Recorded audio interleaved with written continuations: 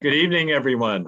Bienvenidos, and welcome to our virtual World Cinema Series discussion of Nombre and this year's World Cinema Series theme, Living on the Edge, Displacement, Identity, Resiliency.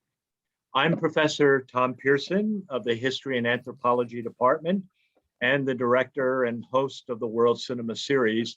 And I want to begin by, first of all, thanking everybody for coming this evening, whether you are students, Monmouth University faculty, administrators, staff, or our many friends out in the World Cinema Series community over the years. Together, I think you have all made the World Cinema Series an integral part of our educational and cultural mission at Monmouth University. And again, I'm very happy with our October film that we are doing this as part of the Latinx American Heritage Month. And again, it's wonderful to have you here. We were hoping sometime in the spring that we would be back in Pollock Theater, but that has not worked out. We'll see what will happen in the spring. But actually, our virtual sessions have had a certain intimacy and an ability for everybody to weigh in. So that has worked out for the better as well. I do want to say a couple of thank yous before I get into my remarks, and then we'll get to the trailer and then get into our discussion. I want to thank the people who really help us do the World Cinema Series each year.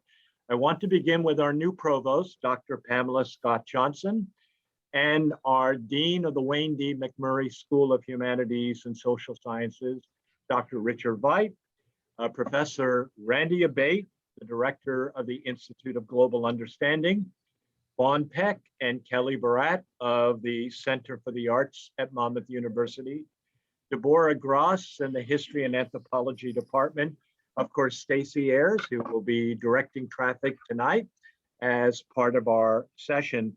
And then I want to pay particular tribute and give thanks to my colleagues on the World Cinema Series Advisory Committee.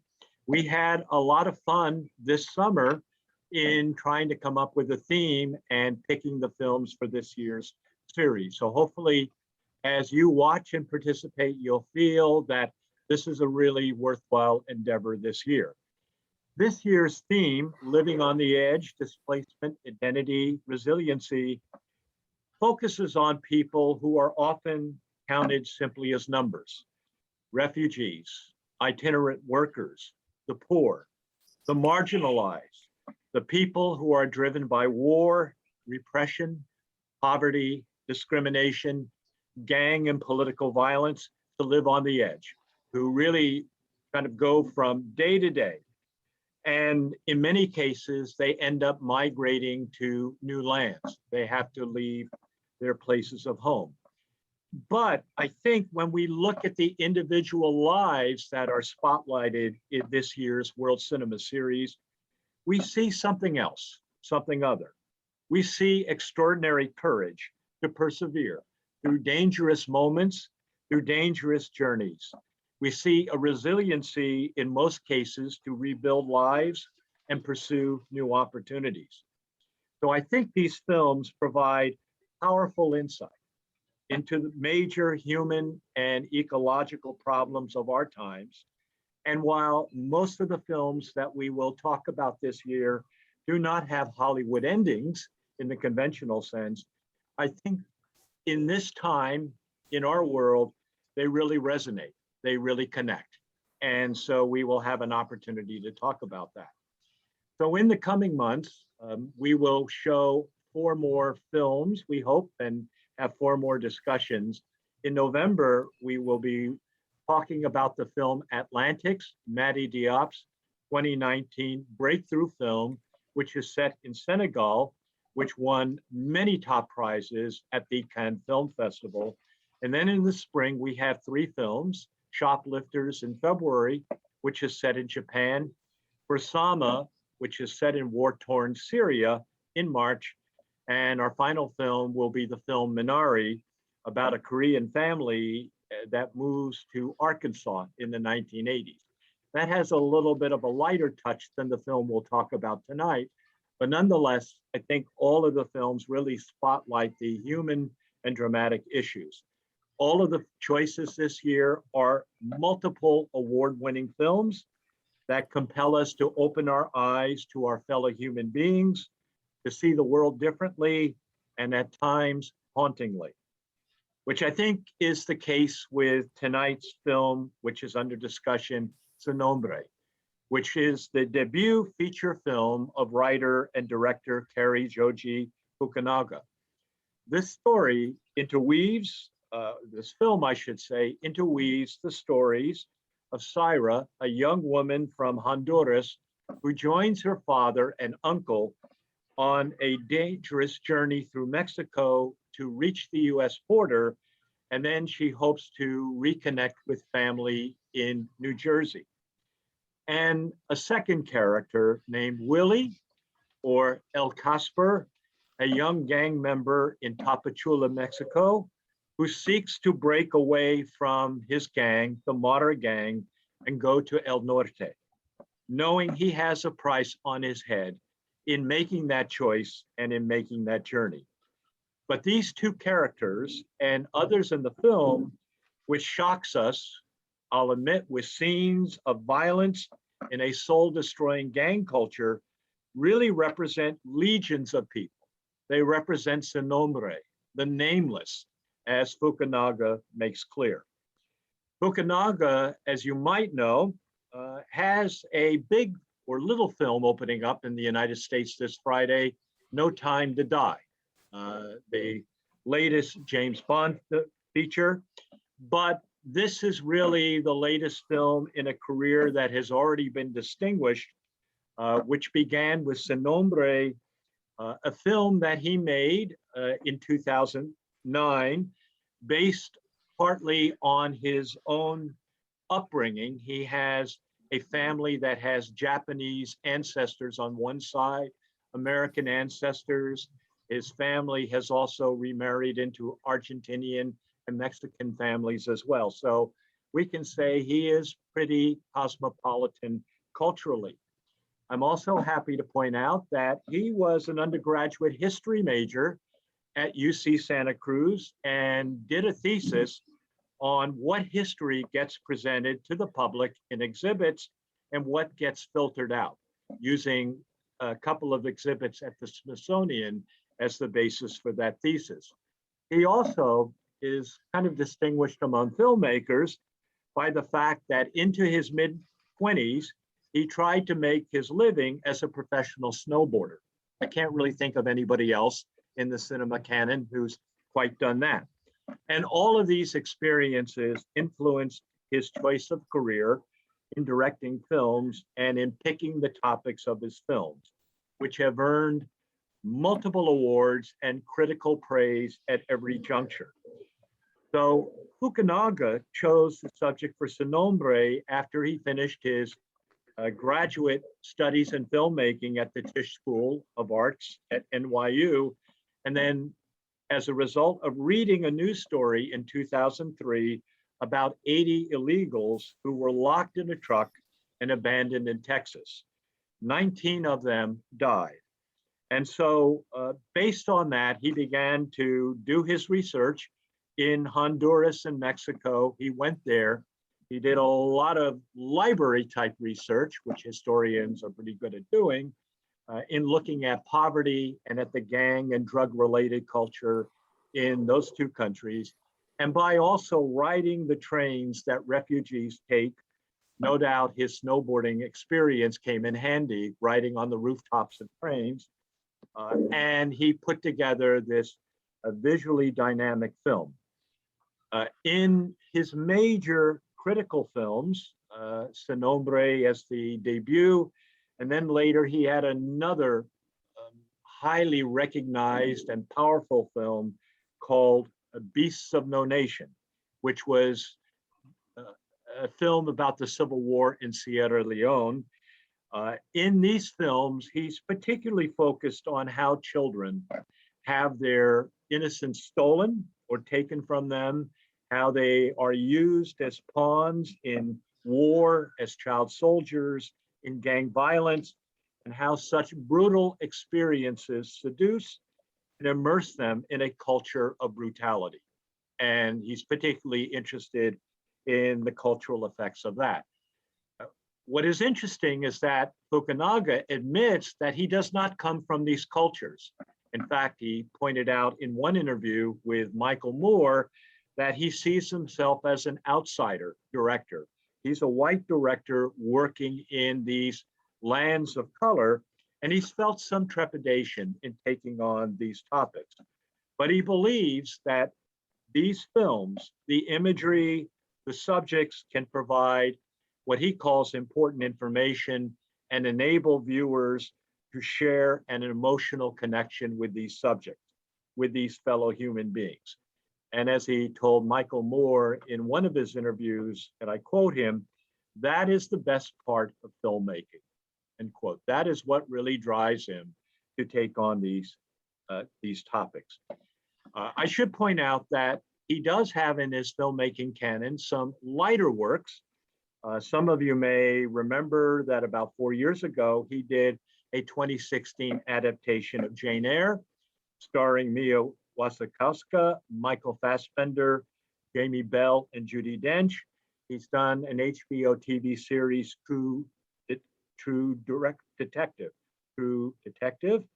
along with many shorter films. But I would say as a body of work, his films contain powerful, redemptive messages through his characters, through the issues that he addresses, through the beautiful cinematography, particularly the landscape of Mexico that we see in this film, and his use of framing and lighting, how he composes the films. So we'll be talking about some of those things, particularly the themes, when our three discussants have an opportunity to weigh in, which will be shortly. But I think what we'll do here is I'm going to ask Stacy to run the trailer for Nombre, and then when that is done, I'm going to introduce our three outstanding faculty scholars who will comment on the film, give their impressions as a way to open it up to the audience. And after the trailer, I'll introduce them in the order in which they will speak. So Stacy, if you will. Thanks, Tom. Welcome, everybody. Before I show the trailer, I just want to go over a few housekeeping items. The first is we ask that you keep yourself on mute while the panelists have their remarks.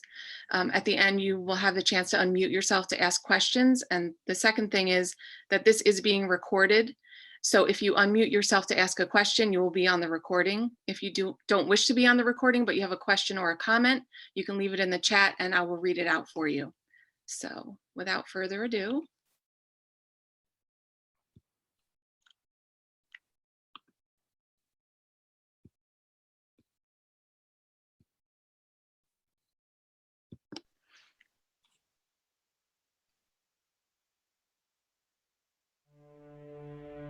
Mira, yo sé por qué vos quieres hacer este viaje, pero todavía no sé por qué yo tengo que hacerlo. She was taking a chance to find a better life. Aquí no hay nada para vos, Aira. Nada. He was caught up in a world of brutality.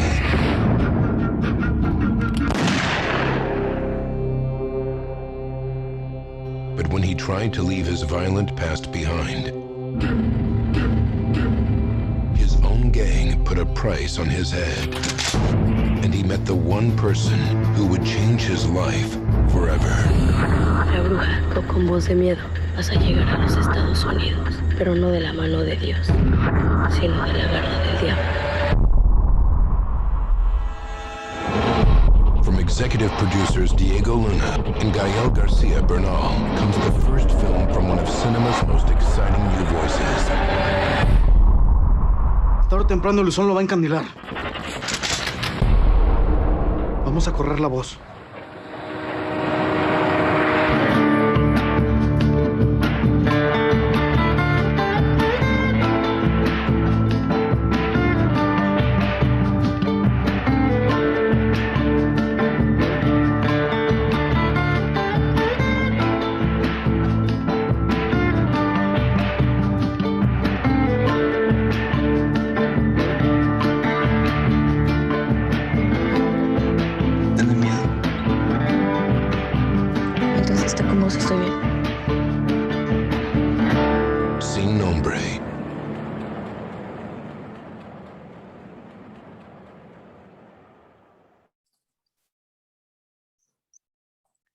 Thank you, Stacy. I hope that gives you at least a refresher as to the film.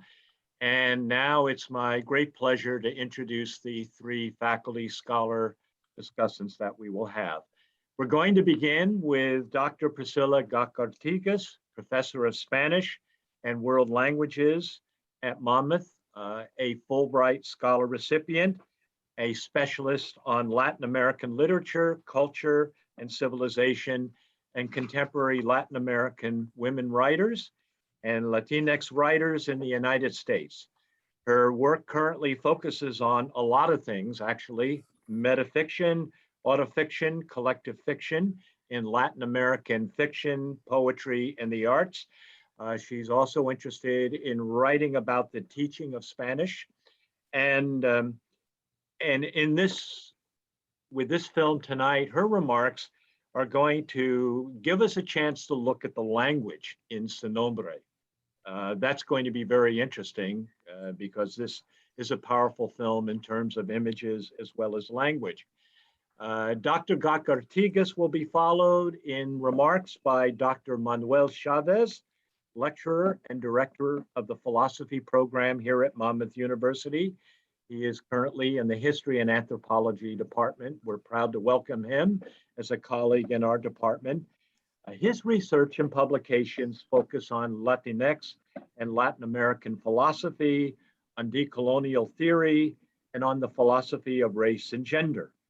And he will be looking at kind of a number of issues that are historical and environmental in nature in setting up the film. And then finally, batting third, as I like to put it, or cleanup tonight, will be Gustavo Gacartigas, who, along with Priscilla Gacartigas, is no stranger to commenting at the Provost Film Series and now the World Cinema Series. In fact, they have been staples over the years, and I'm really very grateful. Gustavo Gacartigas has been, besides contributing to our series, actually contributing to literature in the world. He is a renowned international writer, playwright, theater director, publisher, poet, human rights activist, a one-time political prisoner in Chile during the Pinochet era. And his intent is really to give us some words on the why of this story, to really pull things together. So I think on that note, Dr. Priscilla Gacartigas, if you would like to get us started. Okay, thank you, Tom, for having us. And it's always a pleasure to be part of the World Cinema Series at Monmouth. So I'm going to start with talking about the language in the film. And I will start by explaining what is in a name. What's the meaning of Mara Salvatrucha? There are several theories about what the name Mara Salvatrucha means. And some sources say that the name is taken from the name of an ant, a ferocious ant that exists in El Salvador that is called the marabunta. It's kind of an ant that works like an army, and they eat everything they find and destroy everything that they find. And that same theory says that this Salvatrucha comes from the combination of Salvadoran and trucha. And trucha is a caliche, or a Central American Spanish slang word for being alert. So there's an expression that says estar trucha, that means to be alert. So then the Mara Salvatrucha brings out all that to the gang. Other sources mention that the word Mara was commonly used in the 60s and the 80s to name a group of friends that would like to hang out together. And gradually it evolved and it became the word to describe these gangs, these very, very violent gangs. But it's because precisely the principles that guide this gang, even though they are so violent, there is a sense of friendship, loyalty. and belonging, and they work as a community, and they support themselves, they protect themselves, they take care of the youngers, and young people in those countries without families or with destroyed families and without support in the society itself, find in the gang that that group of friends to stay alive, to be somebody. Talking about the language in Sin Nombre, where we all know that the cinematography entails explicit and implicit languages.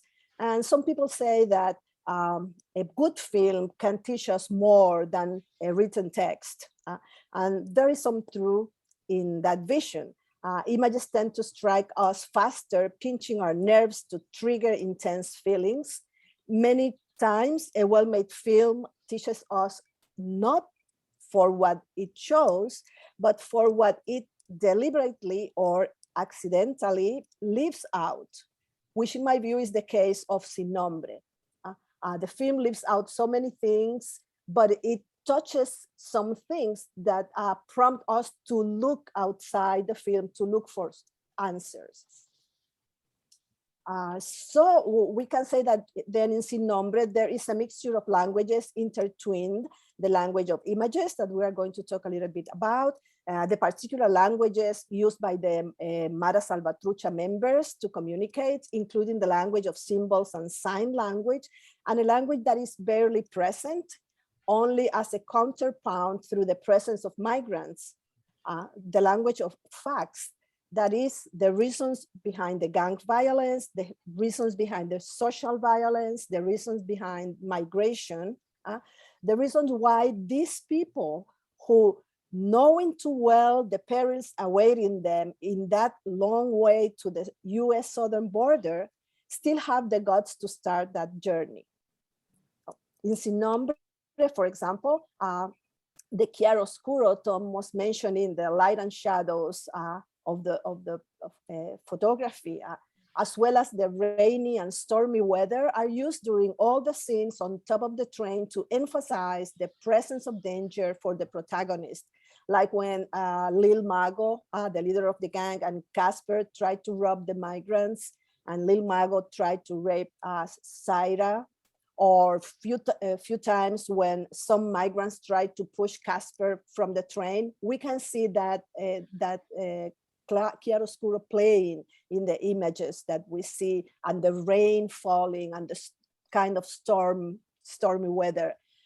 They are also used to as symbols of the internal conflicts that Casper has throughout the film, not only in that part of the film, but throughout the whole film. So when we talk about the language of the Maras that we see in the film, it's strange because people think, well, you speak Spanish, you probably understand all what you hear, but not. To me, when I saw the film, it was like a foreign film. I had to read the subtitles because they have their own language. And what was surprising to me is their creativity in creating this kind of language that it's only understood by them. And it's the lexicon that they created is an example, a great example of metaphorical side of the Spanish words, or the Hispanization of words originally in English, but they pronounce them in Spanish. As every language, this language in particular represents the way the group sees the world and the way they want to present that vision of the world that they have. So I'm gonna share the screen to show you some words.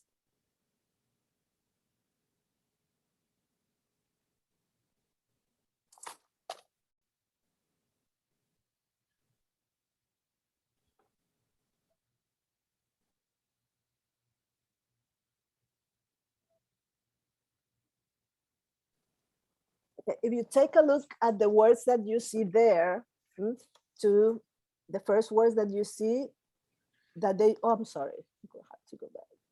trying to move this. The words that they use to describe the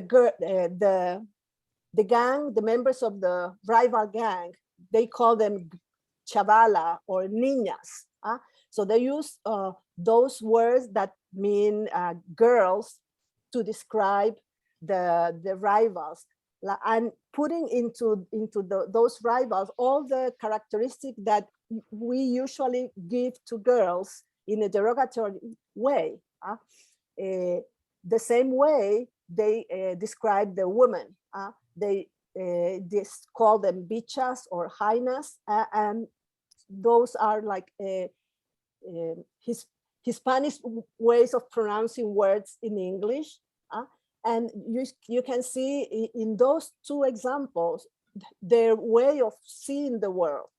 Women have no value, women are like animals, women are not human. And those same characteristics then are portrayed into the gangs rivals that where they are in fight all the time.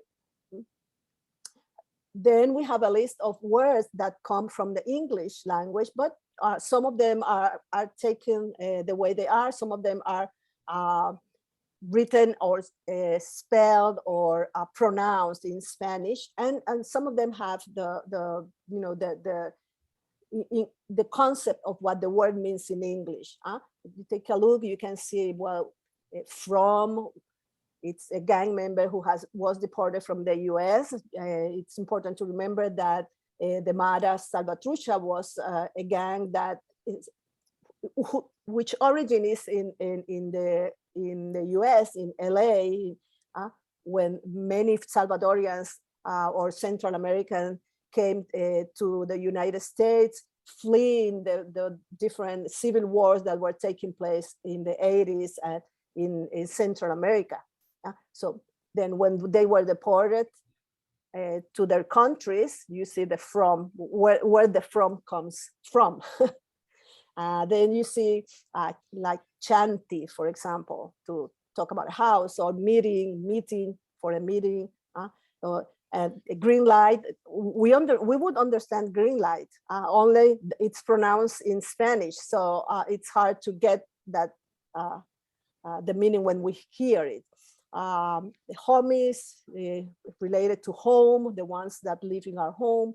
Chequeo, to somebody that is aspiring to be a gang member, so they are checking all their movements to see if he can be part of the gang. Brother, the way to talk about a very good friend, a very good brother in the gang. They also use corporate language, and they use this alphabet. It's interesting to see that all of them learn how to use it, and all of them learn what the letters mean and everything.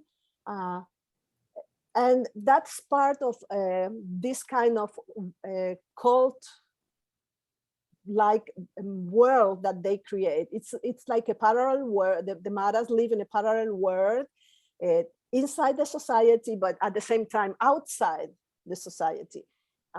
And they create all these kinds of means of communication just to feel protected, just to feel that they are secure in their groups, in their cliques, and they are not interested on these languages being understood by others. It's just them.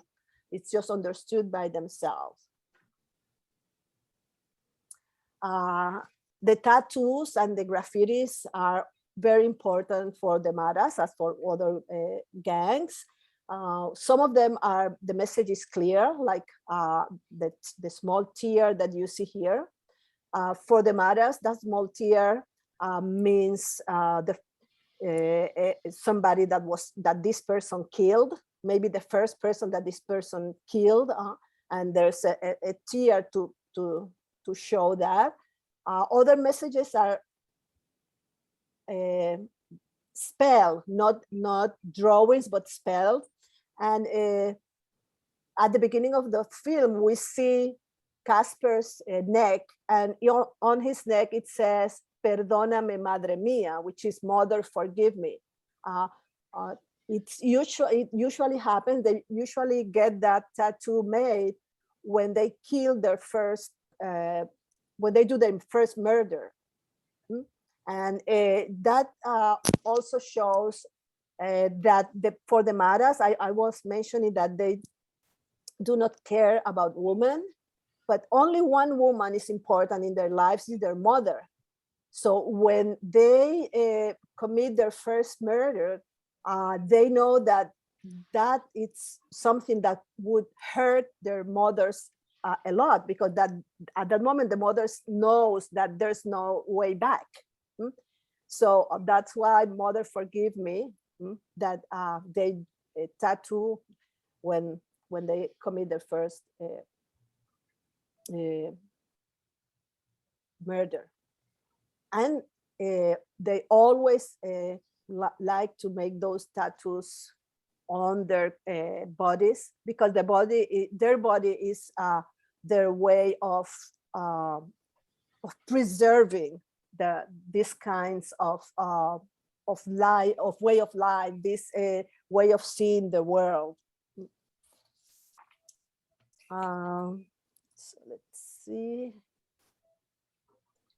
And here, if somebody is interested, I can share with you, the another words of the Mara glossary. So if you see another film, or you are more interested in the subject, you can look at it with with time and everything.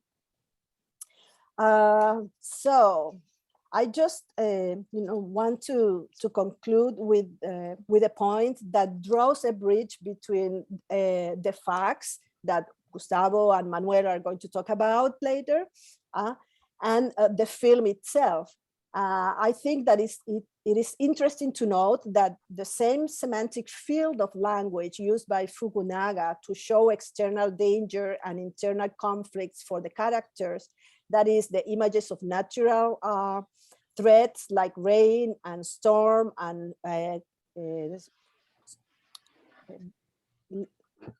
chiaroscuro, is used in the general media to talk about the migrants who arrive to the borders, whereas in Europe or in the US.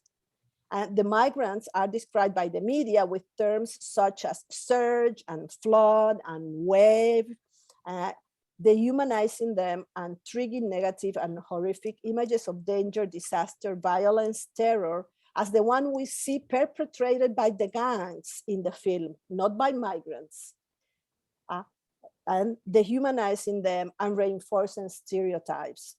And I think that's one of the objectives of Fukunaga in his film. He lives outside. He just shows us the migrants as a counterpoint of the gang violence, but he forces us to go out and find out more about what brings all this about, why all this violence happens, why all these migrants leave their places of origin.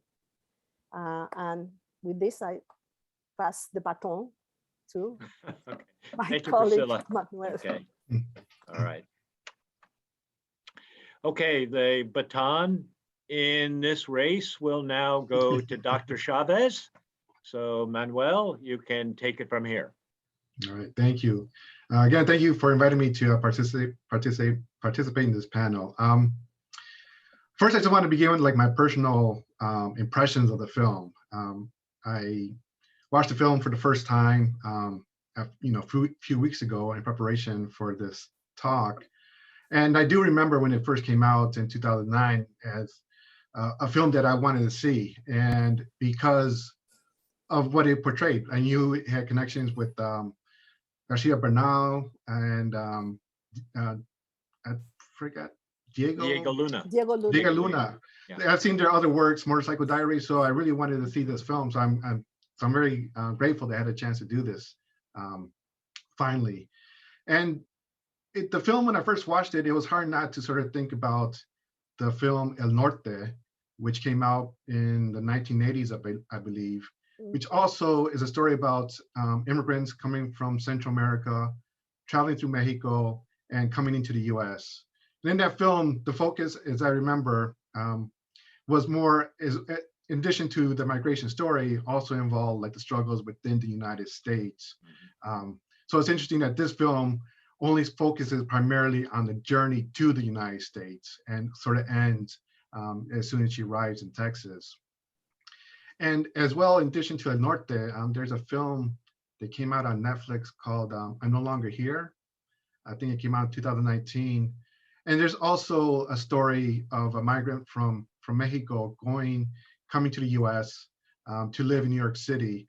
And in that film, they don't really talk at all about the migration story, like how he got from Mexico to New York.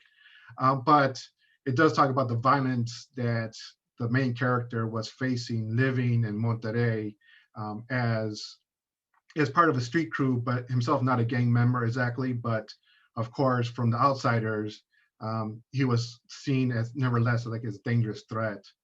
So watching the film, I mean, made me think of those films.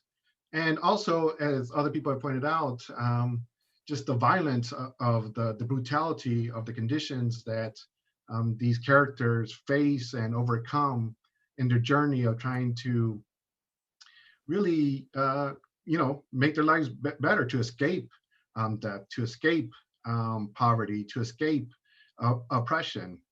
And so one of the problems, I think, with the film, or not exactly a problem with the film, but one has to be careful about the violence that is portrayed in the film, in a sense that it can be easily be understood by somebody who's not familiar with the context to sort of think that somehow the violence is inherent in the culture of Southern Mexico, or somehow it's inherent in Latin American culture, or it's inherent in Central American culture. But I think it's important to recognize that what the film shows is really the product of a long history of violence in the region. It's also a geography of violence that's portrayed in a film. So the history of violence, goes back, to the brutality of colonization in the 1500s, when the Spanish first arrived and displaced and enslaved the local indigenous populations, and also brought in African slaves to work local plantations. And so that long history lasted for a good 200, 300 years. And even after independence, for places like Honduras, which is featured in the film, there still existed deep structures of inequality in terms of who controlled the land, who controlled the economy, who controlled the government. And that complexity, or that situation, becomes, of course, more complex under the role of the US, under US imperialism. So it's really in the late 1900s, early 20th century, where you see this major investment of US corporations into Central America for the sake of attaining local crops, local resources, banana being the most well-known, but also sugar. So these relationships between the US being a major, power, US corporations, the US government, really places these countries in North and Central America in a very vulnerable situation, in a sense that the local governments in Central America, many of them were very weak and were very dependent on foreign investment. And so they were more willing to make sure that the rules followed or made it safe for foreign investment, for US corporations to operate in the US, than really to serve their own citizens. And so it's no surprise that the term Banana Republic as a term was coined to name a lot of the countries in Central America, to name a situation where the government is really, well, the government and the economy are pretty much controlled by outside forces, by U.S. Corporations deciding how the laws should look and how they should be enforced. And so that's a long history within the 20th century of how the U.S. directly, through also direct military intervention in Guatemala, in Nicaragua, and El Salvador, really created an unstable situation for the people living in those countries. And so the poverty that you see in the film is really the product of this long history of colonization and imperialism. And so the migration, again, is also nothing relatively new either. It's been happening for decades. And the migration that it really starts, the most modern currents, or the modern currents of migration, started in the 1980s. As Priscilla mentioned, there were major civil wars, major internal political turmoil among different countries that made it difficult for citizens to actually live their lives. So they had to escape political oppression, economic inequality, economic poverty. So hundreds of thousands of people from Central America, including Honduras, moved to the US, trying to escape those conditions.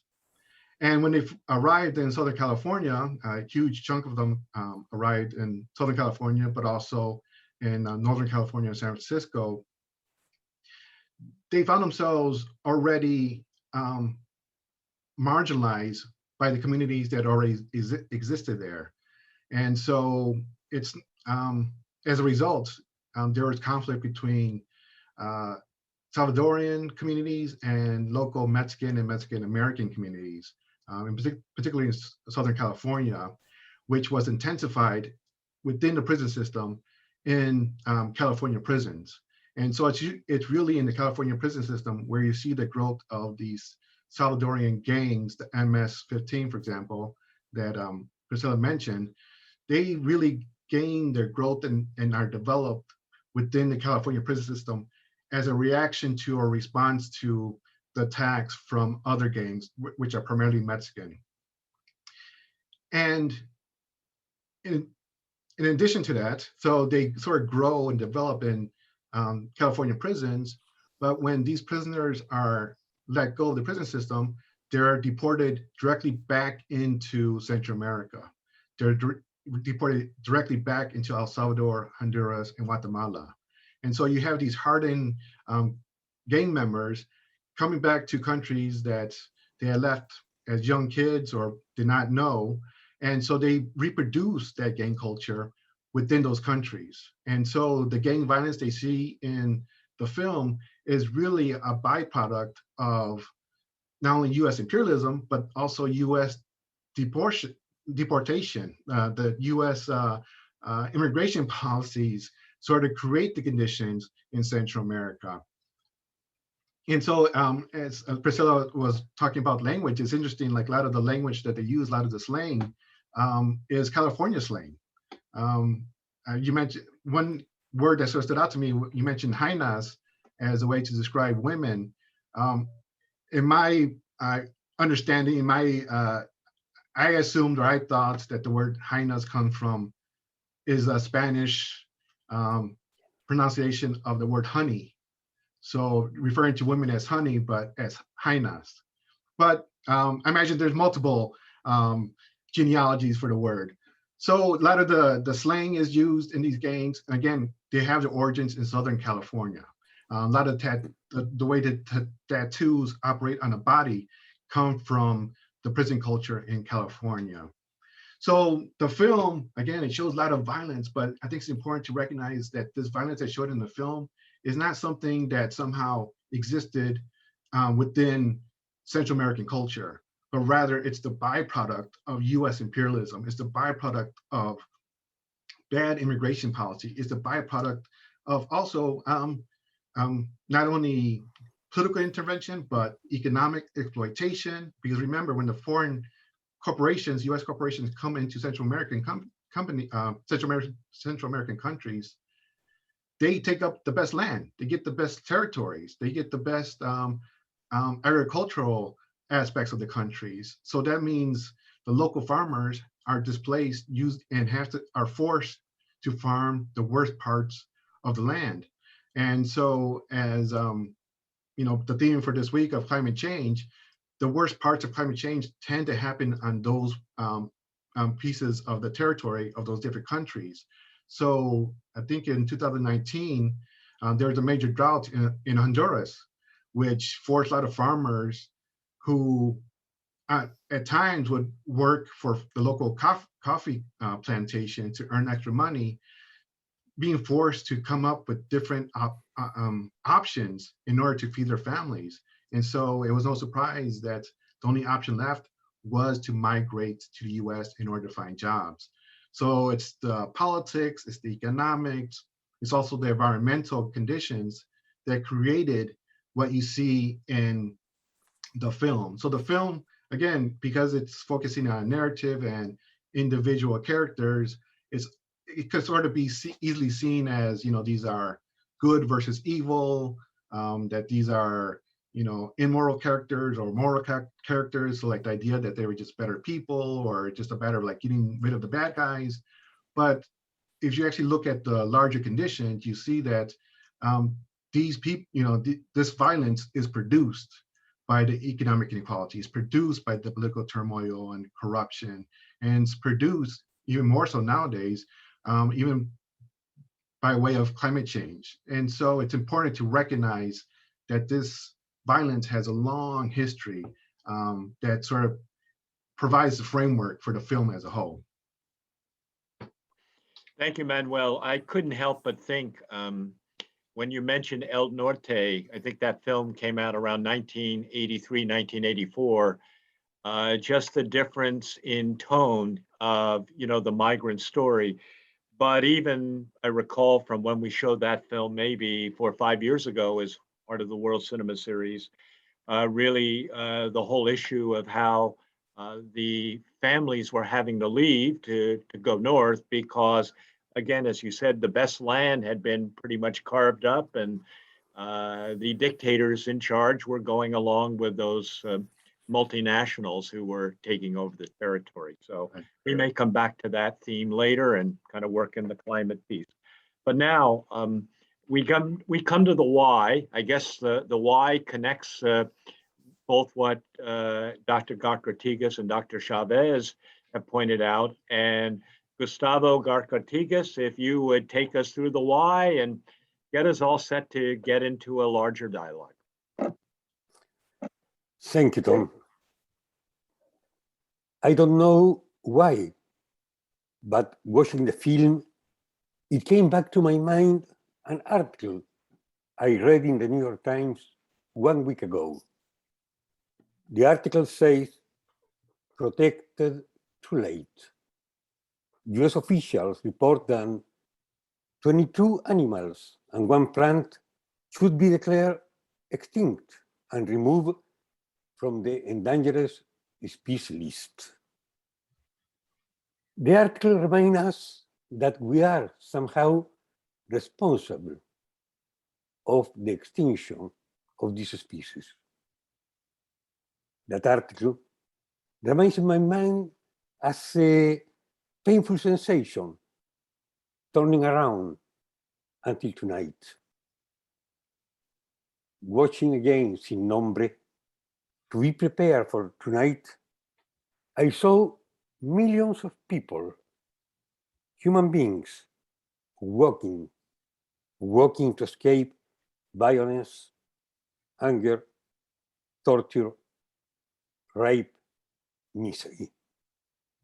Millions escaping the consequence of flood or drought, war, poverty, and inequality.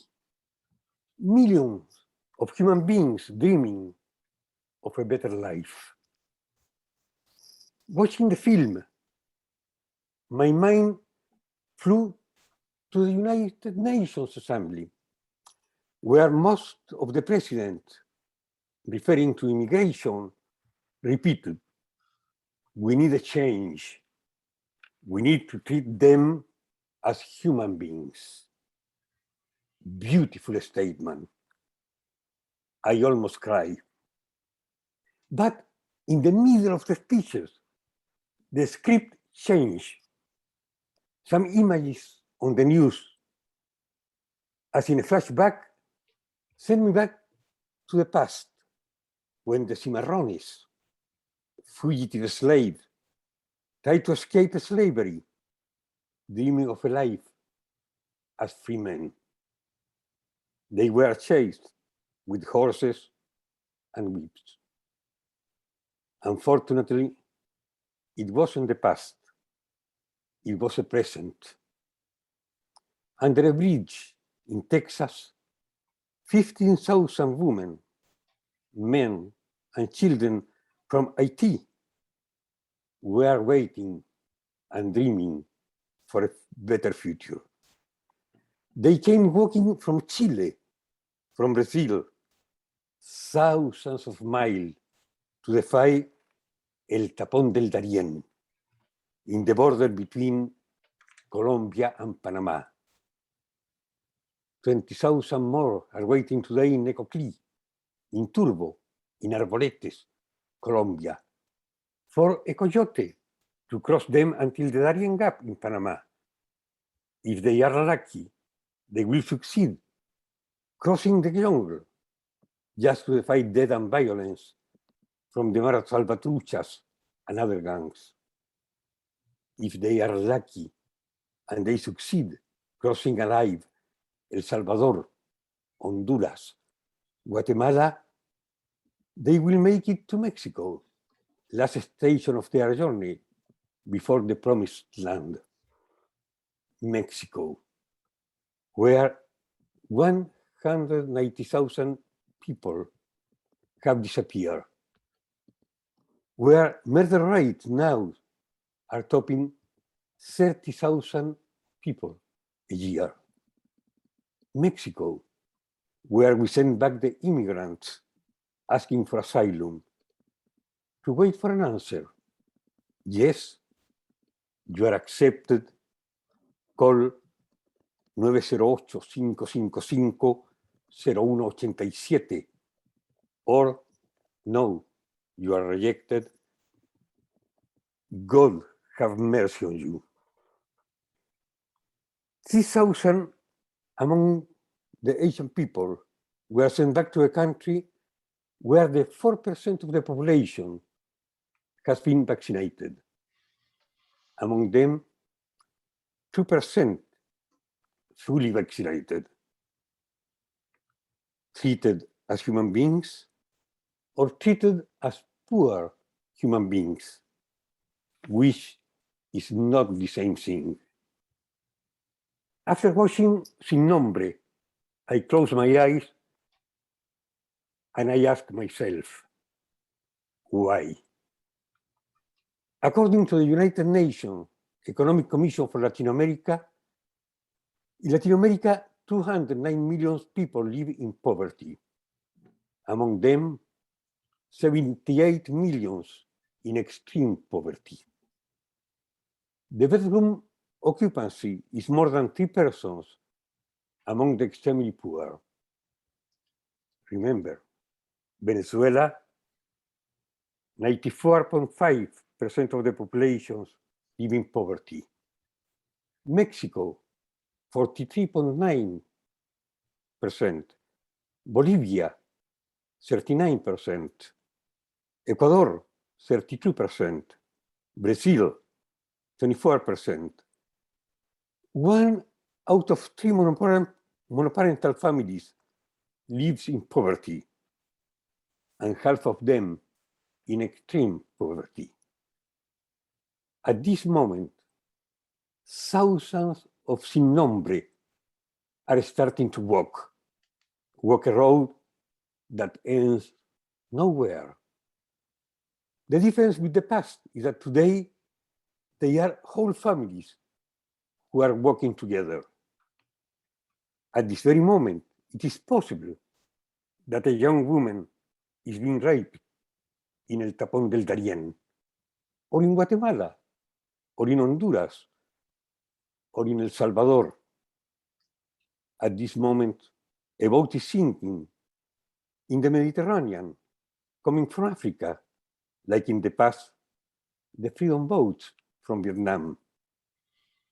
At this moment, we have thousands of people, of Afghans, waiting to enter paradise. We have hundreds of thousands of Afghan women who cannot go to school. At this moment, a child crying in the southern border, or in the Andes Mountains, or in Guatemala, all of them crying of anger. I am thinking tonight of the endangered species and of our responsibility. I am asking myself, what can we do? What can we do to preserve the planet? Maybe changing our anger for oil and gas. What can we do to stop the pandemic? Maybe giving access to the COVID vaccine to the countries who cannot afford them. Maybe giving them the secret formula, not for business, for humanity. How can we fight inequality? Maybe changing our way to see the economy. Maybe putting an end to corporations which only God is profit. Maybe building factories in place in those countries instead of taking away their natural resources, minerals, Anaconda, Braden Copper Company, fruits, the United Fruit, Chiquita Banana. Maybe putting an end to the practice that allowed billionaires to evade taxes, or narcos, or other high corrupt money in fiscal paradises. And I am not talking about a small island under the palm tree with a daiquiri or a mojito in the hand, enjoying the secrecy of banks. You don't need to go to a fiscal paradise in an island. Go to South Dakota, one of the 17 states with privileged fiscal paradise, among the best, the 20 in the whole world. South Dakota, where in 10 years, in the last 10 years, $360,000 million circulate from the United States to foreign countries. Or go not far away to Delaware, where over 1,300,000 businesses, more than the 50% of trade companies in the US, and 66.6% of Fortune 5 companies are incorporated. Population of Delaware, 980,000 people. Illegal? No, it's not illegal. The offshore modern system was developed by one of the biggest office of lawyers in the USA, Baker McKenzie, with 4,700 lawyers in 46 countries. Income, $2,900 million. They represent milliardaires, arms dealers, and dictators' regimes. No, it's legal. It's not corruption. It is immoral. Read the Pandora Papers. You will see the name of 3 presidents from South America. The president of Chile, Ecuador, and Dominican Republic, plus 32 former presidents in Latin America. You will find the name of Tony Blair, or the first minister of the Czech Republic, or King Abdallah from Jordan. Celebrities as Mario Vargas Llosa, Shakira, and Messi. Julio Iglesias is on the list. We don't know yet the names of American politicians or billionaires who are on the list. What I know is that los sin nombre are not on that list. What can we do? Finally, maybe you can ask your students from different departments with different life experiences, different point of view, to come together and research in deep these topics and propose solutions. Crazy solutions are welcome. After all, they are a species in danger, and we are failing to protect them. And the sin nombres are still working.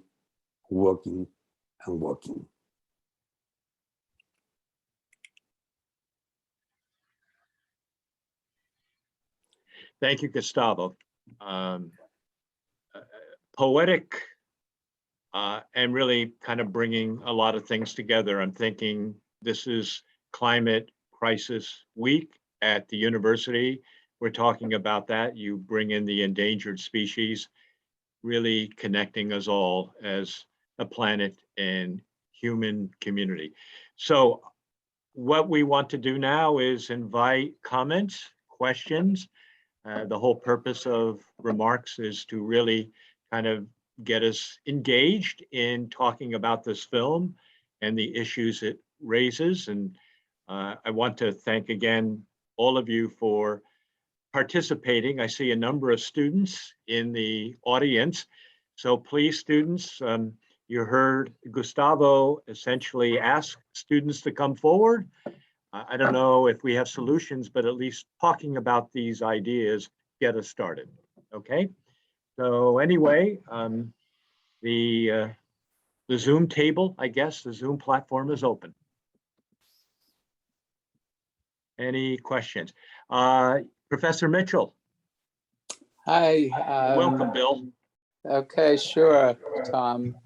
I dislike the film, and I think, and the reason is, I think all of the Latin American people involved with Latin America kind of broached it. Professor Chavez made it quite explicit. It so decontextualizes the violence, right? So it almost becomes a kind of violence pornography, right? You know, the Salva Maratruchas, right? And certainly there's violence there, right? There's violence, but by not contextualizing it was really problematical for me, right? On the other hand, I thought, you know, the depiction of the journey northward, which is it's a kind of middle passage, isn't it? Right? You know, like the middle passage of slavery, right? From one spot where a lot of deaths take place, where there's a great deal of suffering. I thought that was really quite good. But that was my take on the film, that lack of contextualizing the violence. So it seems like, oh my God, these are just violent people, right? But as Professor Chavez points out, hey, that gang formed in Los Angeles, right? And was deported back into Central America. And just as a side note, by the way, we have a former a graduate of Monmouth, Amir Muhammad. Do you remember Amir? Yes. Yeah. He's studying the gangs in Guatemala for his PhD at Cornell, right? You know, the street gangs in Guatemala. Anyway, I enjoyed the commentaries. Yeah, thank you, Bill. Dr. Mitchell, you're not the first who has conveyed that feeling about the film. So I guess we were hoping to find a film that would get everybody talking about this year's themes. And I guess in a variety of ways that's coming forward. But I think it does open up these larger issues. And here we can really talk about the context of what is going on. Hey, There was, yes. we have Stacy? from Rhea. Yes. Foster, you can unmute yourself. Yeah. Hi, can you guys hear me? Yep. Yes, Rhea. Yes. Okay, perfect. First of all, thank you for taking out the time tonight to make these different presentations. I really appreciated it and learned a lot. And kind of in harmony with Dr. Chavez was saying, if we look at the history of Latin America and the colonization of when Spain came over, it was already set in a position to sort of fail or set in a position of subjugation and marginalization. And this only continued throughout history. So these countries had to fight for their independence and do so in kind of like a scattered way. And then the United States came in, and in order to kind of help, even though that was a facade, in order to help these countries, they completely toppled them and basically left these dictators to mandate most of Latin America. So we see the development of gangs, and we see the development of gangs, including here in the United States, mainly from marginalized people. But I don't think that we should expect anything else. Like, how are we to expect these people to protect themselves when they're continually put in a position of being the underdog? So even though these gangs are horrible, but like we mentioned previously, they do take in children, they have this sense of family. So how do we balance the fact that the gangs are a direct result of, I don't want to say inequality, but inequality, and how they're also creating this cycle of badness for the future generations to come? Discussants, anybody want to take a stab at that? That's a great point. I agree with you. The gangs were formed as a way to create some type of network of protection, but it also provides a sense of community. It provides a sense of identity. So it's not going to be, the way to change it is not, I don't think, is to try to get rid of the gangs. I mean, because in some ways for many people who are powerless, that is a place of strength. That is a place of connection. So really, I think it's not a matter of like changing or getting rid of gangs, but I think a matter of like changing the economic conditions, to changing the political conditions, providing the right institutions, education, providing places where people can, more than just simply survive, but actually can prosper. So yeah, focusing on the gangs, as I think they are an effect of the conditions that that history has produced, but also I think one has to be careful about saying that somehow they're the main cause of the violence around them.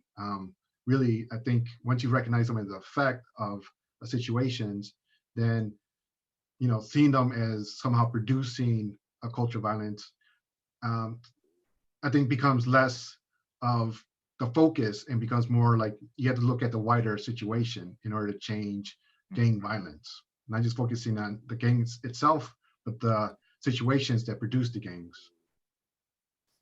I'm going to turn to Dr. Dada. I think Dr. Dada had her hand up, and actually this gives me a chance to acknowledge you, Dr. Dada, all of your support the years when you were serving as provost. So thank you. I should have acknowledged you up front because I know we had a transitional period. So welcome, and I think we're eager to hear your thoughts. Thank you, Tom. Thank you, all the discussants. Bill, great to see you, and really wonderful to see so many students on the call. And Rhea, I really want you in my class sometime or someday. That was really very insightful, and you're learning some history, definitely. I have a comment and a question. So like Manuel, and at the risk of maybe divulging all those years behind me. I also saw El Norte in college, and that's what came to my mind when, with this film as well. And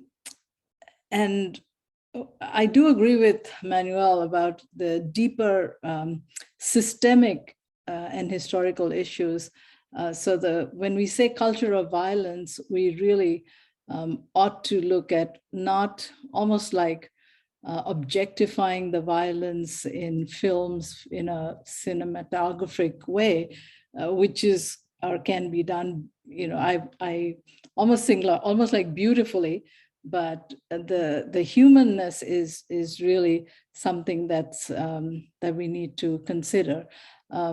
Just before this, and some of my students are on the call, a couple of them I'm pretty sure are on the call. I was teaching Women in the World, and the topic for today was gender-based violence. And we covered significantly violence in conflict zones. And we also covered some of the headlines about sexual violence and sex trafficking in America, and also in Canada. And so I did ask my students what they thought about the contextualization piece that Bill was referring to. And sadly, pretty much all my students, and they're, Gustavo, to your point, the future generation, and they all thought it didn't matter, like those things could be happening right here as well in terms of sexual violence. So you did not have to be in Sierra Leone or in Guinea to, as a woman, to face that kind of violence. You can face that here in the United States as well. So as a political scientist, what I was getting to is the legal framework or the policy framework or the system. And that's where the 30-year or 35-year difference of this these two films really struck me. And Gustavo, to the why question, I could not help but ask myself this question of, why are we still watching these same kinds of issues, dramatized in film form? Is it, where is it still, like, how long do we have to raise awareness? When are we going to actually see, a solution where, I think, we just had a session with the Dalai Lama with the idea that as humans, we all seek happiness. So I'm sure wherever we are, we don't seek the violent path, but we're forced to. So I know there are many questions embedded in that. I don't need an answer, but just you asked me to share my thoughts. So I'm struggling with all this. And why, with this separation of these two films, really is, are we still struggling with these issues? And in fact, this film, Sin Nombre, seems to be darker in terms of the extent of what is happening, to the humanness. Mm-hmm. Yeah, good point. Dr. DeRosa. Hi, everybody. Thanks, Tom, for spearheading once again World Cinema. Another great series. Thanks to all the commentators who helped put this film in some perspective. Picking up, Reka, right after your question, why do we keep watching this film or some version thereof? And I've also been thinking about the experience of seeing El Norte in college. And I remember actually being more emotionally moved by El Norte than this film, than Sin Nombre. But I saw Sin Nombre as part of a tradition of a kind of story that we like to see again and again. Not so much about because it's raising our awareness, but because it's giving us a peek into a world that we're attracted to and repelled by simultaneously. So if I could take, Bill, if I could take your criticism and kind of almost divide it in two, on the one hand, you point, this is Bill Mitchell I'm responding to. On the one hand, Bill pointed to the fact that decontextualized, would this suggest that people of Central America or Mexico are violent, although or are violent or something like that?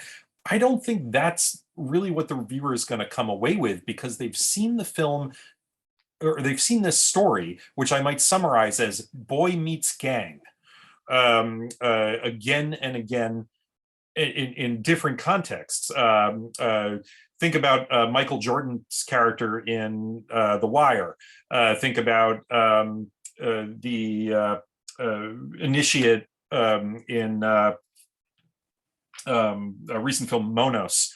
There are different regions and different contexts where we see this film again and again. And I even think there's a parallel scene in Sin Nombre to the long shot in Goodfellas, where Ray Liotta's character in Goodfellas is being immersed in this fabulous world of the Copacabana, and he's going deeper into it, and the camera's following him from behind, and the sort of the wonders of the lifestyle are revealed.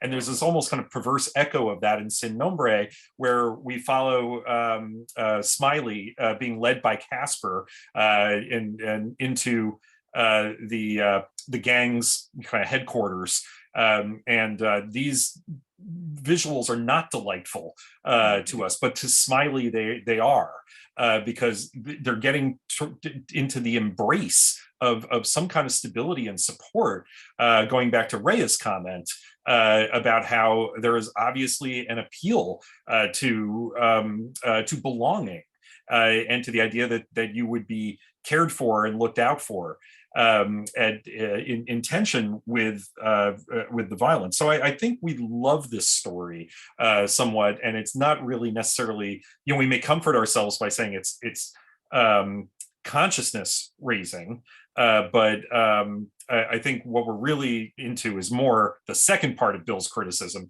which was the pornographic experience of it. And I still thought it was a good film. But I think that we should probably detach ourselves from it a little bit to be aware of that appeal that life exerts on us. Mm-hmm. Juliana, welcome.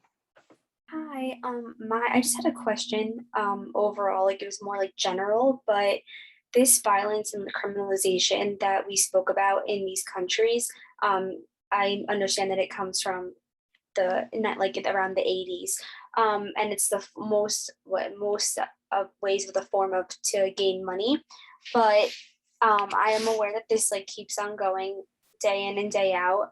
But are there like reforms that have been issued or tried to be issued in order to solve this, in order for these countries to get out of this problem that they're having? That's a really good question, and I think we can talk about that on several levels. Do you mean reforms coming from within Central America and Mexico, or do you mean reforms from the international community? I mean, Gustavo mentioned a number of things that could be looked at. My take on Fukunaga, I think, what we have here is a young director who's really trying to make a film that connects it to youth culture. And I think he's certainly trying to make a political point. But when you see what the situation looked like with El Norte, how that was presented, what Fukunaga is trying to present, I'm not sure I would accept the label that he's looking to be pornographic, although I certainly accept the criticism that this is a film that's kind of gut-wrenching and makes you pretty sick to your stomach. In ways, but and what is, to me, the worst of it is the thing that he's trying to point out, the underlying challenges, and trying to say that the migrants are not these gangs.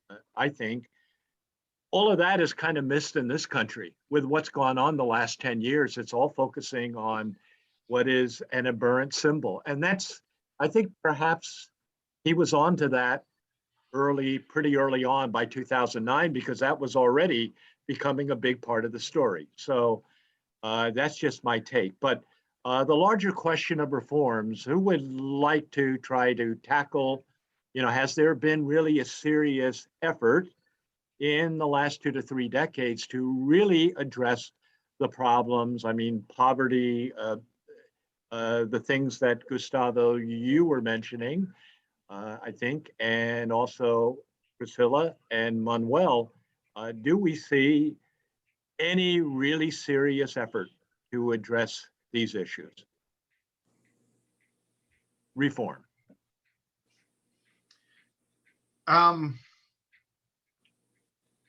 Well, I mean, that's kind of the ironic thing, like the introduction of foreign investment into these countries from the U.S. was meant to provide some type of economic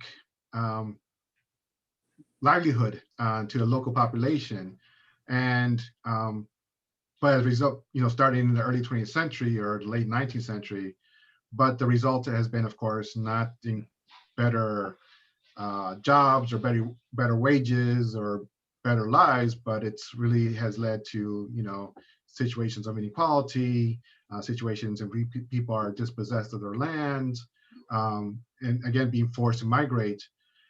So I know I was reading recently, like Biden is trying to revive some type of policy in Central America to for the U.S. government to invest into these different countries with the idea of like supporting local farmers, supporting local markets. But overall, I mean, it's hard not to sort of see that just a perpetuation of the same logic of imperialism, only insofar that the reforms that take place or are implemented are ones that are friendly to U.S. investments. And and anything outside of that is sort of ignored. So. And we cannot forget the problem of corruption in Latin America as well. Some of I know that, for example, in El Salvador, the government and some religious groups tried to make reforms through with the gang, trying to make pacts with the gangs in prisons to stop the violence that was outside. But there's distrust in every group. So nothing comes to a fruit, and the situation stays always the same.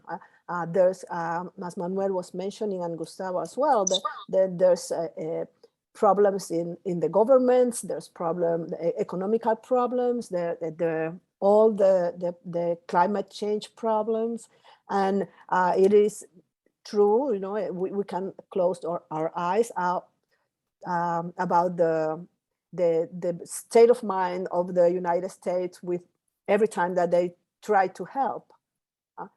So yeah, I also wanted to mention too, in terms of political corruption, there was a coup in 2009 that was backed by the U.S. I mean, so when this film came out, there was already this political coup that took place that was backed by the U.S. because the president at the time was trying to implement land reform, taking land away from corporations, and they got rid of them.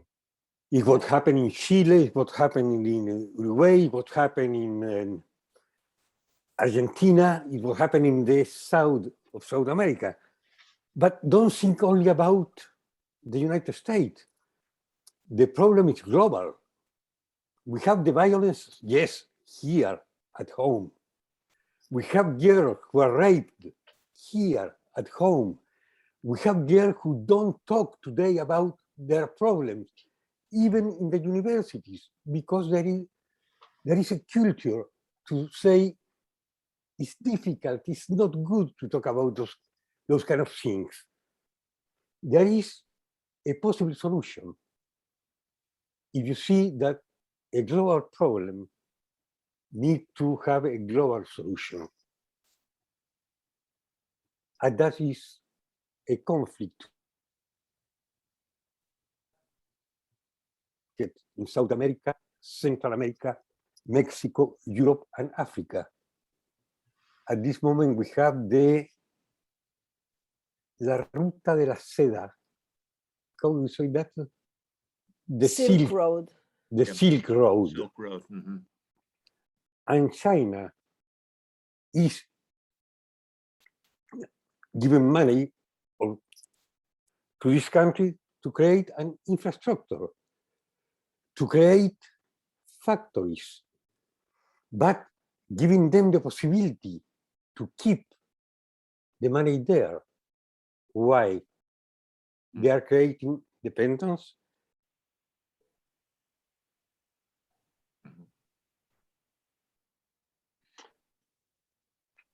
People who can, consumers, buy from them and export that.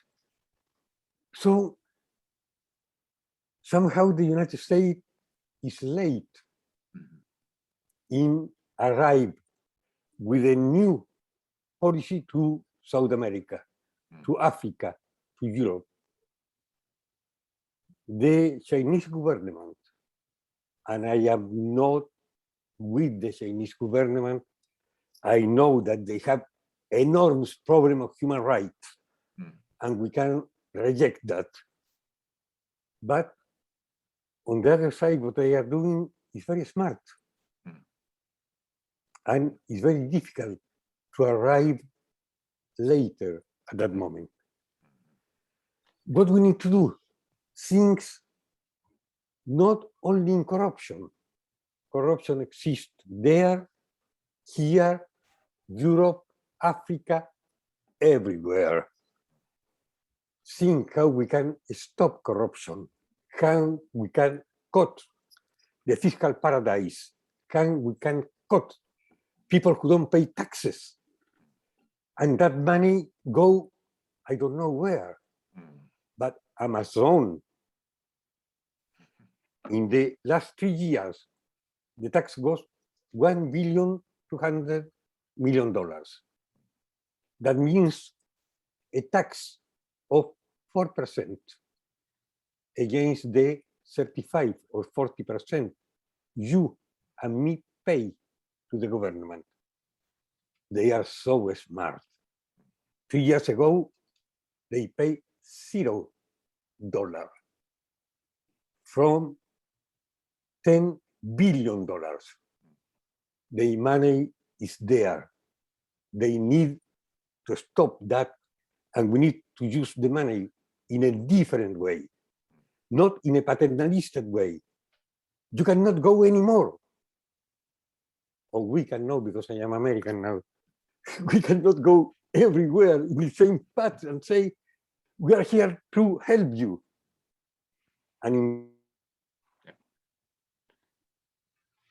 us, we don't care about the people over there. We can end a 20 years war in Afghanistan.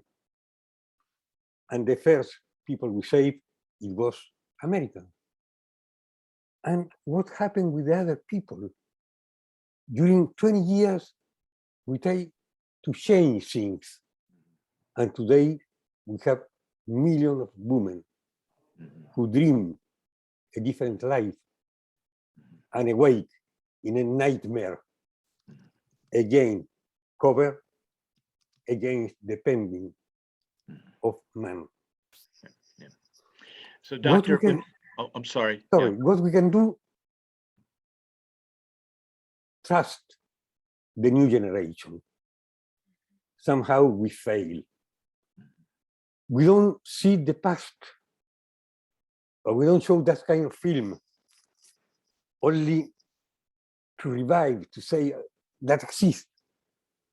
We show this kind of film to say that cannot exist anymore. How can we stop that? It's too easy to say they are violent. They are violent. Go to the apartments in the poor neighborhood and wealthy neighborhood in the United States in the night when the doors are closed And we have also violence, violence against women. Violence, it took so long time that they started to talk and say, me too. And they can. Tom, we have a question in the Well, chat. that's, Yeah, we do, but we have Dr. Vinovich. You've had your hand up a long time, I see. It's okay. I just wanted to thank everybody for a wonderful discussion, but also say that I'm sensing that, you know, we are seeking sort of an outrage out of the movie, you know, outrage with the system, outrage with what is going on. Don't necessarily think that the movie was designed to provoke outrage. It sort of fits to me within the genre that I'm seeing, something that, you know, Chris was talking about, Narcos, you know, sort of the cinematic way. It's a beautiful cinematography. It's actually produced to entertain, right? But we as scholars, we sort of think about outrage that must come when you see a violence like that, and it doesn't necessarily happen. And I also wanted to say to Gustavo's point that with the climate change panels and you know, something that I said in a climate change panel is that we need a system change, right? We need to start to talk about, you know, small steps aren't going to save the planet anymore. We need big change and systemic changes now, all right? And I feel the same way with other issues like immigration and other things. So I'm glad, yes, and I'm glad we are talking about it and that so many students are here that we can potentially rely on to raise that awareness and say, yes, we do need a system change and we don't want to live in this kind of system. Thank you. Yeah, indeed. I'm going to, Professor Mitchell, do you have your hand up? Yeah, I just wanted to address the students because a lot of what we have been talking about can seem like, well, it's impossible. And I think that I've always been motivated in my life by the environmental movement of think globally, but act locally. So we can think globally about all of the systemic problems, but also you as individuals can do your little bit, whatever way it is,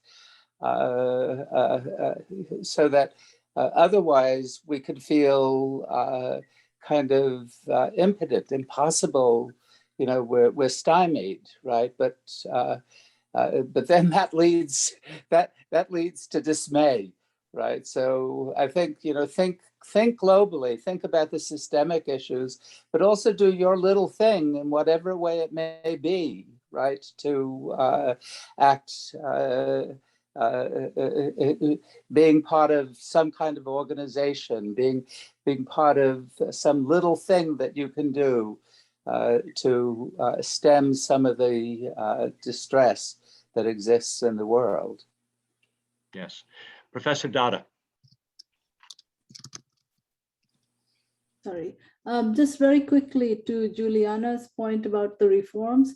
We really need to look at what's happening in Latin America and much of the global South is also the advent of very slowly for decades now of what is known as neoliberal economic policy making. And as a result of that, the role of the state is kind of, you know, it erodes and there's more reliance on markets and profiting and individual profits and the corruption that Dr. Gac-Artigas talked about.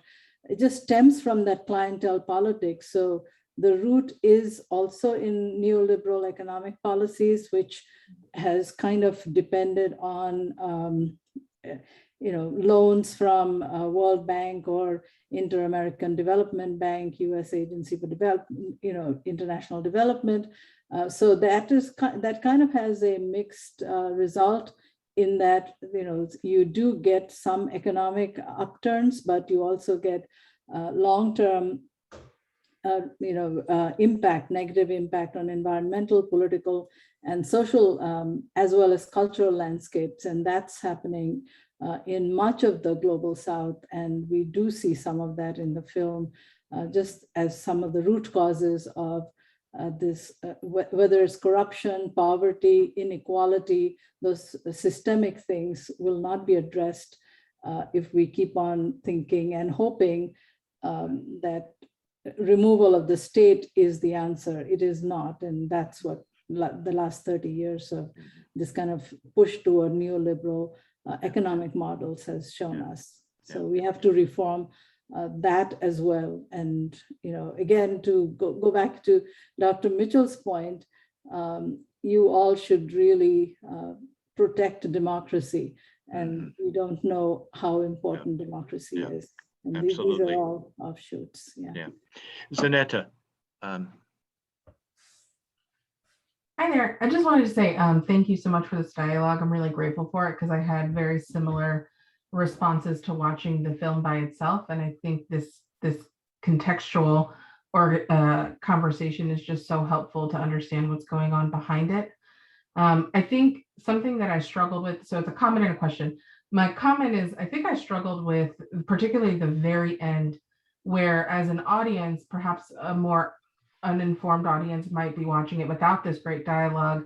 The movie makes it feel like the violence ends at the border. And particularly gender-based violence, and I think it's been said several times, but I can't help but think about the gender-based violence that happens actively in ICE facilities right now, today, and why, and how much it mirrors the violence that we saw in the film. And also, I can't help but think, when somebody asked about solutions, Mexico recently lifted diplomatic immunity for US agents in Mexico. I think that's one of the solutions, to look at how violence is not just perpetrated within the context of the global migrant communities, but how it's also perpetuated by those in charge of safety. I think my question that I had is the recent, administration in the States in terms of their investment as solution in Guatemala, El Salvador, and Honduras talk about private-public partnerships, but they also talk about nonprofit funding and using nonprofits as an avenue for funding within Latin America.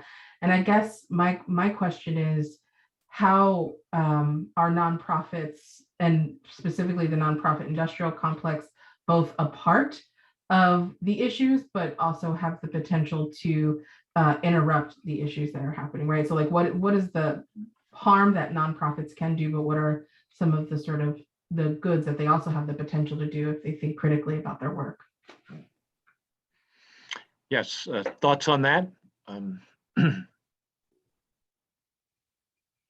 I can't help but think, in another part of the world, Russia, nonprofits are being driven from the field, left and right, which tells you probably a lot about where that society, where that culture is going. And honestly, I think this has been a great dialogue, but thinking about Fukunaga, I don't know whether I mentioned in the introductory remarks, but his Japanese ancestors were interred in camps during World War II. So I think he's motivated by some very strong feelings about how people treat others inhumanely. And I think that's, in his own way, one of the things he was trying to do in this film, to show, you've got all of these different cultures that are being depicted. There is, for all of the violence, there are elements of humanity in most of them. But, when we stop seeing one another as human beings, then we are really, I guess, Gustavo, an endangered species. And I think that's kind of an element of what he's getting at. But in terms of the not-for-profits in Central America and Mexico, Manuel, Priscilla, Gustavo, do you want to offer a thought? I wish I knew more about that, about the politics of the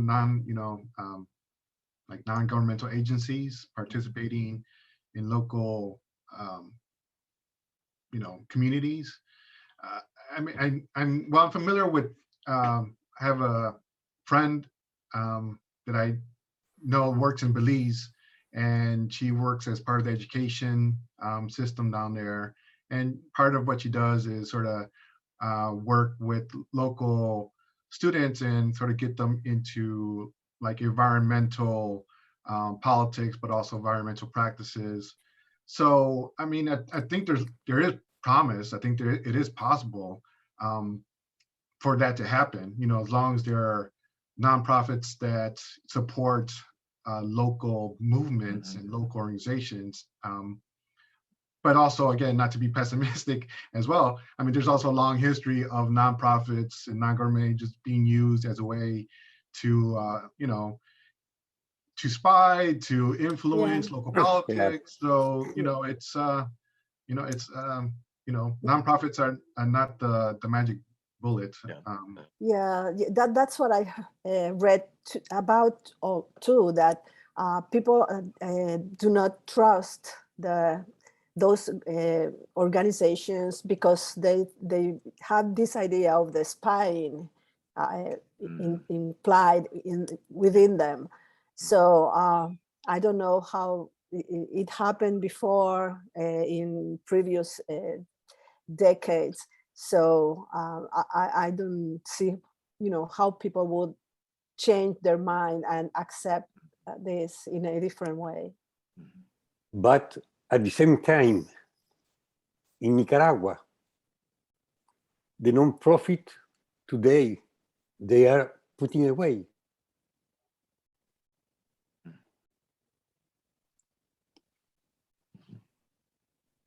Non-profit organization. He has afraid of people who can organize themselves. Maybe that is a step. They can organize them and start something different. It will be not the revolution. They are not going to change all the things. But if they are not the same, who came from outside to spy, to see what we were doing, people who work with the dictators later, something can happen. We cannot say no to everything. We can try everything, small thing we have. And non-profit, if they are real, if they help some people, why not? Professor Vujovic. Just wanted to quickly say something about, and of course, Professor Chavez probably knows more about that, and Gustavo and Priscilla, about long history of activism in Latin America. And I just wanted to say a word about agency of people to fight for their own communities. We often see, Latin American people, even Eastern European people, as people who just want to immigrate to America and they want to, leave their communities. And I always think about that nobody really wants to leave their home unless they feel like they have to leave their home, right? So we have to keep that in mind. And also all of those people who work in their communities, whether they're nonprofits, working with nonprofits, or just organizing amongst themselves. A professor from Manhattan College, who I work with often, has written wonderful books about Latin American activism and organizing.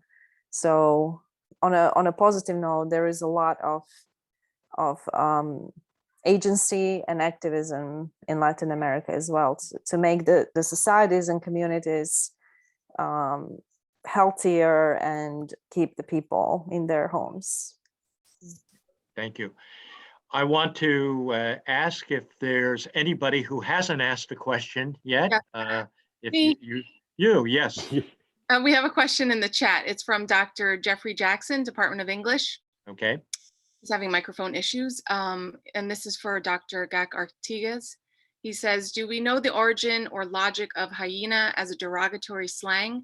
And his classes this semester, they've been talking about hyena as a misogynist insult in the 18th century Britain for assertive or independent women, based on apocryphal belief that hyenas were hermaphroditic, and he was curious about possible origins and also testing my vocabulary skills.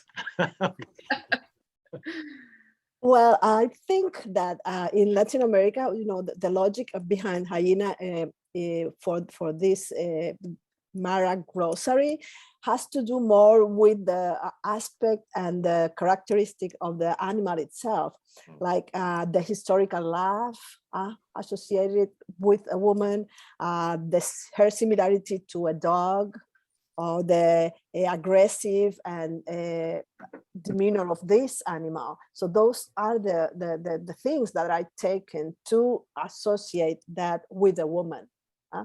So in that sense, that's those are the misogynist characteristics that they are taken. I don't. There's nothing that says where I read that it's the hermaphroditic aspect of the hyena, or it was just those aspects that associate it with a dog. Stacy, do you want to read Professor Jackson's follow-up comment, which is very interesting in the chat, about Mary Wollstonecraft? Yeah. I'm sorry. I believe that was, let me see, I have so many. He was a little bit back. Okay. Oh, that was me, sorry. Oh, that was Dr. Dada, that's why I got confused. Oh, Dr. Dada, you did that? Okay, all right. This is the beauty about being on Zoom. You never know where the connections will come from. So anyway, all good. Let me ask, we are running a little bit, not late. I mean, we can keep going, but I wanted again to make sure that everybody who wanted to ask a question has had the chance to do so. I would like to say a few words, okay. Tom, because I wanted to thank you, my students who are here. I wanted to thank Rilla and Juliana for their good questions that kept us talking a lot during the night. And I'm really glad that they were able to listen to the conversation tonight, because they are, as Gustavo was saying, the generation of the future. And I personally have a lot of confidence in the students that are here tonight. And I want to congratulate them and thank you and thank them for being here. I agree. Let's give our students in attendance a hand. Okay, I think that's really in order. We have a very good turnout tonight with the students, which is really what we're all about. And also, I'd like to give our panelists a hand. I think, adding the context to the film has been really good. And along those lines, I do want to mention, as I did earlier tonight, we have another film discussion this semester. Normally, we've done just one in the fall and 4 in the spring, but we decided to do 2 this fall, 3 in the spring. So on November 10th, which is about a month from now, we will be discussing the film Atlantics, which has some of these same elements, probably not quite, well, it has some violence, but it's presented in a different way. But it also factors in a ghost story, which really is pretty intriguing in terms of how that film is presented and the issues that are raised. So please put that on your calendars and encourage your students and other colleagues to check out that film. That one, I think students are going to really like, just based on how we reviewed it and talked about it in our committee and making the recommendation on the films. And again, I really want to thank my fellow discussants. You're actually the big discussants. I'm just a little guy who introduces everybody. And above all, thank the students for showing up tonight, and fellow colleagues at the university. I think this really was a good discussion, very thoughtful.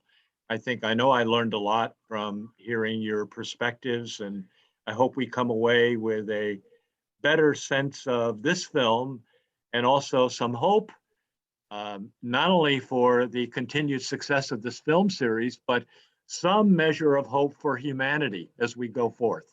And I think I'm thinking a lot of the Dalai Lama ever since we watched him.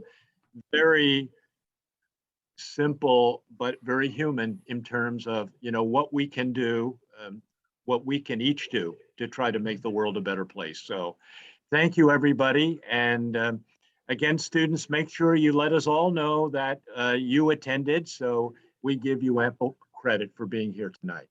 Okay? All right. Thanks, everybody. Great. Thank you.